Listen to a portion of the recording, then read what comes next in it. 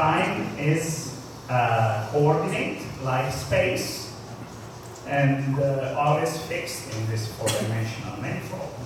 So how do we make a computer simulation? We have to find some time to tell a computer how to do the next step. So this is in principle a principal difficulty in numerical. But there is a successful recipe, as you can imagine, and this consists in going back to 3D, 3 dimensions, and the computers are happy because they can perform simulations time step by time step, and we are also, humans are also happy because we are used to see 3 dimensions in space and see how it changes with what we call time. Right, so how do we go back to 3 dimensions last time? We can,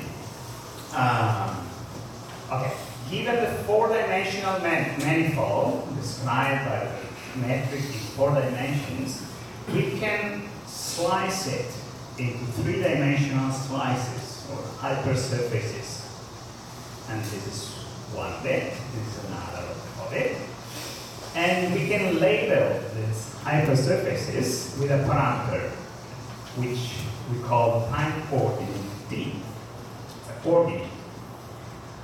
We can then define the gradient of this parameter and call it the direction of time. Okay, I forgot to say, these hypersurfaces must be space-like. Space-like, so that they are similar to our everyday experience of being in space, in a 3-dimensional space, separated from the coordinate of time. So we slice the 4-dimensional manifold into 3-dimensional space-like hypersurfaces. We label them with some parameter t, and we find a direction of time in this way. Then some more details and technical, mathematical parts must follow. For future ease of use, we normalize this direction of time omega in this way, so that we call its norm 1 over alpha minus 1 over alpha, where alpha is called the lapse function because it describes the lapse of time. And we can also define the unit normal vector to the hypersurface, and this is defined like this. This tells you that it's a normal to the hypersurface, and this alpha here makes it so unit. And we can define a spatial metric in this way, and we can prove that this expression would give a way to project the 4-dimensional quantities into these 3-dimensional slices. That is what I'm going to indicate in the next slides.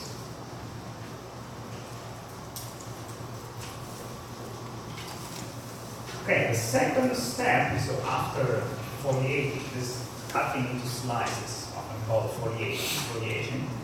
After foliating the 4-dimensional spacetime, we decompose the 4-dimensional tensors into a spatial part and the remaining timeline part.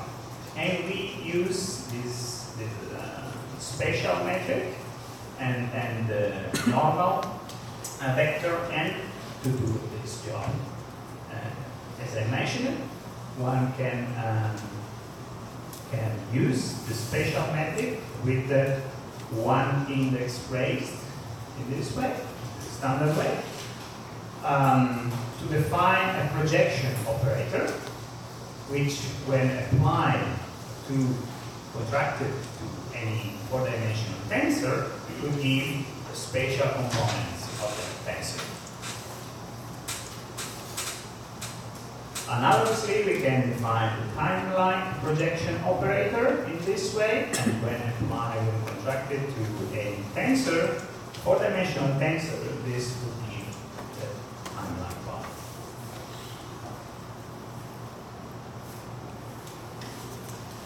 If we do so, the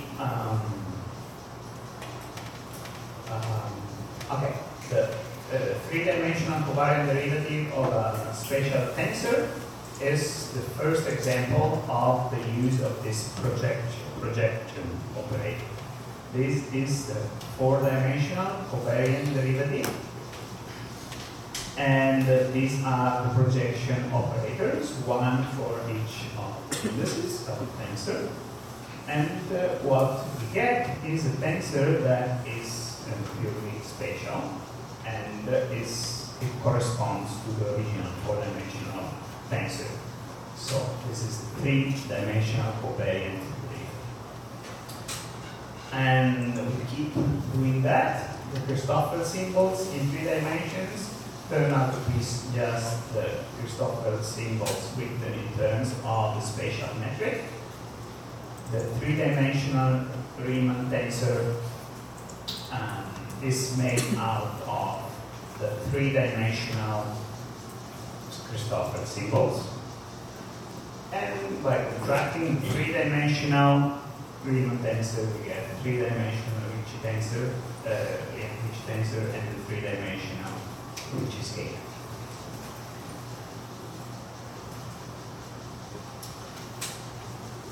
When reducing from 4 dimensions to 3 dimensions, we are setting apart, we are removing some information. Okay? Space-time is 4-dimensional. If we take only 3 dimensions, we are leaving something aside. And so the 3-dimensional object tensors that I've described on this slide, they are not a full description of the space. They are only the spatial one. So what is left from the 3-dimensional Riemann tensor is contained in another spatial tensor, which is called the extrinsic curvature, and is very important in numerical relativity. The extrinsic curvature describes how the 3-dimensional hypersurfaces are bent in the 4-dimensional manifold. So if I have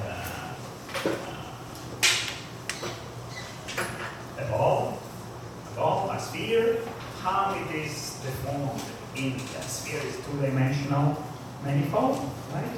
How is it deformed into 3 dimensions? If I push it somewhere, it's not a standard ball that we see, right? For example. So this is what I mean. How the 3-dimensional hypersurfaces are their shape in the 4-dimensional space is described by the extrinsic curvature, and this is called the embedded. So it describes how the 3-dimensional hypersurfaces are embedded into the 4-dimensional manifold. The extrinsic curvature is defined in terms of the unit normal to the hypersurfaces in this way. So it is the spatial component, the spatial projection of the symmetrized covariant derivative of the normal. And you know this parenthesis symbol in tensor means symmetrization.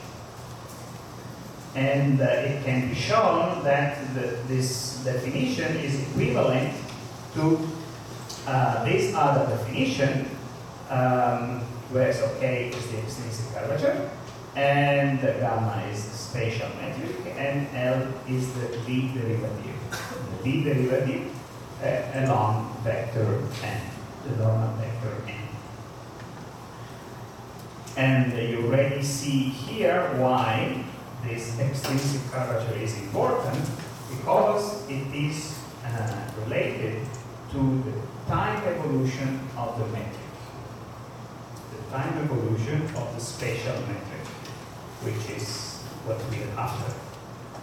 But of course, more, I will say more about this. Let me just remind you about the lead derivative.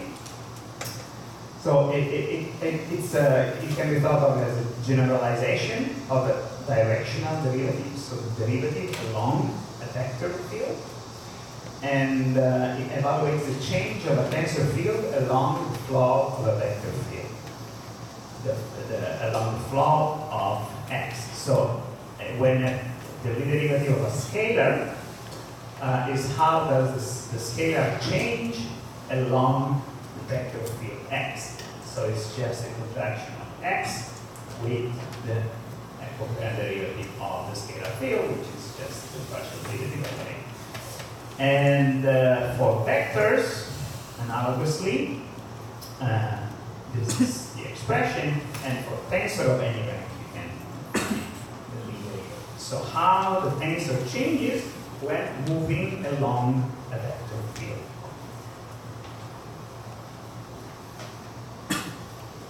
With this picture, maybe it becomes clearer. So we said in the definition that the extrinsic curvature is related to the gradient of the normal vectors to the hypersurface. So if this is the hypersurface, we have our normal vectors in two locations and two close nearby locations. And how is n changing from one location to another? This is the gradient of n, and this is proportional to the extrinsic curvature by our definition. So you can see that the extrinsic curvature describes how the normal vector n changes direction by moving on the hypersurface. So you can maybe also visualize that it describes how this hypersurface is bent. Right? Because if this surface is bent, its normal changes from point to point.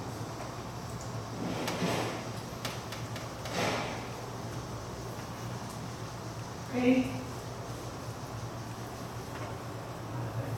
No, is it somehow clear? This is quite a sample point. Are there any questions up to here?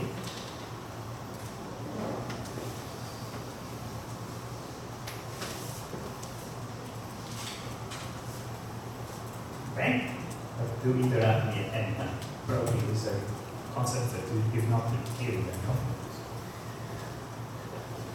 Okay, so the extrinsic curvature describes how the hypersurface is embedded in the four-dimensional space-time. And now that we have the extrinsic curvature, we can proceed to the third step and decompose the Einstein equations into their space-like and time-like parts. And to do this, we start from the four-dimensional Einstein equations. Now I've written here 4 to specify that are the four-dimensional tensors. And okay, these are equations that are there only for completeness, and you don't need to memorize or take notes. But it's also to show that it's quite complicated calculations that will take the four-dimensional Einstein equations to the three-dimensional version. Okay, so these relations have the names of their prime rectangles, and there's more here, and there is more here, Of course, these are all standards in textbooks. We have projected the space-time Einstein tensor, and we also need to project the stress energy tensor, and what we call E, like is the timeline component of the stress energy tensor, so it's like energy, and the timelike space-like component of the stress energy tensor is what we call momentum. And similarly for space-to-space projection, there is no name for it. Using all these equations and relations that you don't have to remember, we can finally split the four-dimensional Einstein equations into 3 plus 1 formulation, into the 3 plus 1 formulation. And if we do so, we get two sets of equations, which correspond to the original 6 plus 4 equations that I mentioned on the slides with the black background. We get constraint equations, which are fully defined on just one and each spatial hypersurface. They don't contain time derivatives. They don't depend on time. That's why they're called constraints. They're not connected to evolution. And then there are evolution equations which indeed contain time and time derivatives. And they connect the metric, spatial metric, and the extrinsic curvature between two adjacent hypersurfaces.